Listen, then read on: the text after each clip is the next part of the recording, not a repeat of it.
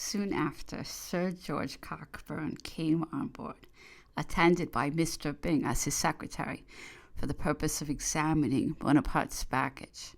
He had directions to apply to some person of his suite to attend at the search. The proposal was made to Count Bertrand, but he was so indignant at the measure that he positively refused either to be present himself or to direct any other person to superintend. General Savary, however, consented and was present, as was Marchand. The covers of the trunks were merely opened, and Mr. Byng passed his hand down the side, but the things were not unpacked.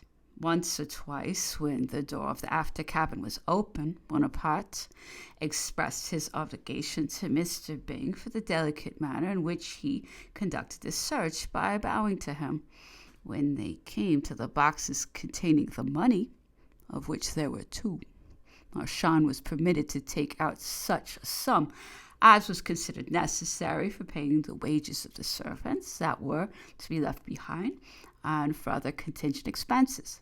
1 box containing 4,000 gold Napoleons was retained and put under my charge, where it remained until my arrival in London, when I delivered it to Sir Hudson Lowe, to be restored to its owner, as will be seen by the following order. You are hereby required and directed to receive into your custody such a sum of money belonging to General Bonaparte as will be delivered into your charge by Rear Admiral Sir George Cockburn, granting proper receipts for the same. On the 7th of August, I have left on board the Bellerophon in charge of Captain Maitland the sum of 80,000 francs and 4,000 gold Napoleons, Marchand, first valet de chambre. I acknowledge to have received a box with 4 paper packages said to contain 4,000 gold Napoleons, the property of Napoleon Bonaparte. Fred Maitland. As I shall not have to revert to the subject of money, I shall here subjoin the receipt I obtained on delivering it at the Admiralty Office, though it is of a date sometime posterior. Received from Captain Maitland a box containing 4 packages, marked each 20,000 francs, and said to contain 4,000 Napoleons d'or. H. Lowe, Major General. About 11 a.m., Lord Keith came on board in the Tonnant's barge to accompany Bonaparte from the Bellerophon to the Northumberland. Count Bertrand immediately went into the cabin to inform him of his lordship's arrival. It was, however, full 2 hours before it was reported that he was ready to attend him.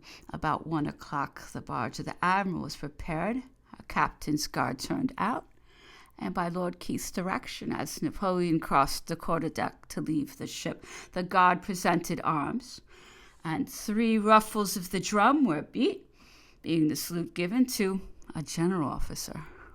He walked out of the cabin with a steady, firm step, came up to me, and taking off his hat, said, Captain Maitland, I take this last opportunity of once more returning you my thanks for the manner in which you have treated me while on board the Bellerophon, and also to request you will convey them to the officers and ship's company you command.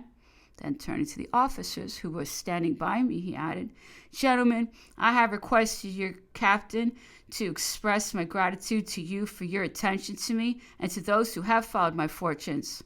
He then went forward to the gangway, and before he went down the ship's side, bowed 2 or 3 times to the ship's company, who were collected in the waist and on the forecastle. He was followed by the ladies and the French officers, and lastly by Lord Keith. After the boat had shoved off and got the distance of about 30 yards from the ship, he stood up, pulled his hat off, and bowed first to the officers and then to the men, and immediately sat down and entered into conversation with Lord Keith with as much apparent composure as if he had been only going from one ship to the other to pay a visit.